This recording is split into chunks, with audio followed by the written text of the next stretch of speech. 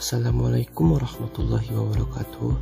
Hai teman-teman semua, perkenalkan nama saya Muhammad Lutfi, berasal dari Departemen Kurikulum dan Teknologi Pendidikan, Program Studi Teknologi Pendidikan. Pada kesempatan di video kali ini, saya akan menjelaskan tentang efektivitas pengelolaan pembelajaran di perguruan tinggi menggunakan LMS atau Learning Management System. Kita tahu bahwa perkembangan zaman dan pengguna internet di Indonesia maupun secara global semakin masif.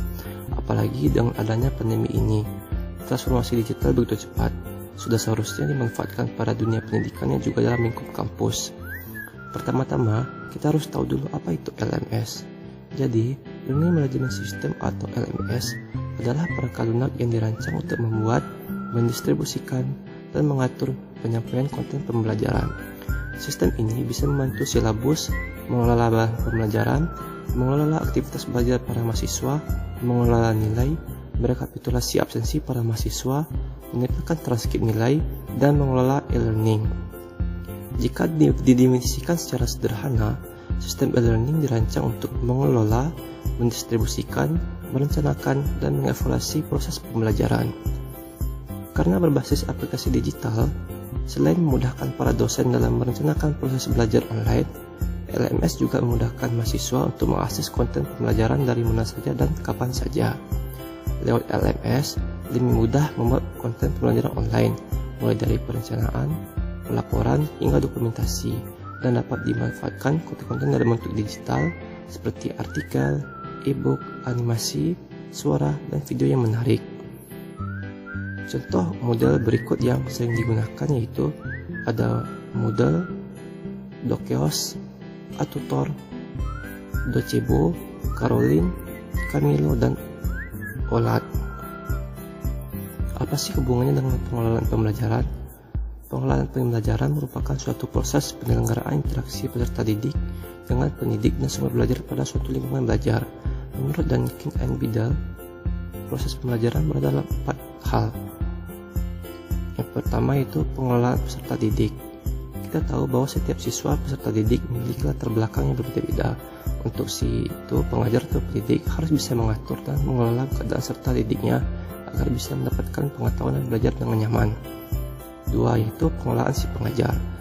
Berdasarkan standar kompetensi guru, Direktorat Jenderal Pendidikan Dasar dan Menengah Departemen Pendidikan Nasional telah menyusun secara khusus rumusan standar kompetensi guru yang terdiri dari 3 komponen, yaitu kompetensi pengelolaan pembelajaran, pengembangan kompetensi, dan pengusahaan akademik.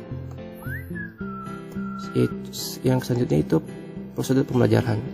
Karena siswa mempunyai keunikan masing-masing, adapun prosedur pembelajaran meliputi pendekatan, metode, dan teknik. Yang terakhir yaitu pengelolaan lingkungan kelas. Dalam mewujudkan pengelolaan kelas yang baik, terdapat beberapa faktor yang mempengaruhinya, diantaranya ruang tempat berlangsungan proses belajar mengajar, pengaturan tempat duduk, ventilasi dan pengaturan cahaya, dan pengaturan penyimpanan barang-barang. Berdasarkan pemaparan penjelasan tadi, LMS atau e-learning management system tentu sangat berguna dan bermanfaat bagaimana pengelolaan pembelajaran menjadi efektif dan efisien, terutama ketika melakukan pengelolaan peserta didik dan prosedur pembelajaran. Dalam hal ini yaitu melakukan kelas maya atau kelas non tatap muka atau daring. Berikut kelebihan kelas maya. Adapun kelebihan yaitu lebih menarik karena proses pembelajaran karena interaktif dan fleksibel daripada dengan media lain. Siswa tidak terikat tempat dan waktu dan menjadi lebih santai. Dosen sebagai fasilitator ini menyediakan dan juga mendukung dalam proses pembelajaran. Mahasiswa lebih aktif mempelajari materi yang diberikan oleh guru melalui website. Pembelajaran dapat dilakukan di mana saja dan kapan saja. Kekurangannya yaitu mahasiswa dan dosen harus memiliki sambungan internet karena kelas maya berbasis web. Tetapi karena siswa lebih asik bermain internet daripada belajar yang diberikan. Yang kedua, proses belajar yaitu individu sendiri menjadikan tempat mengurangi pembelajaran sosial atau antar mahasiswa.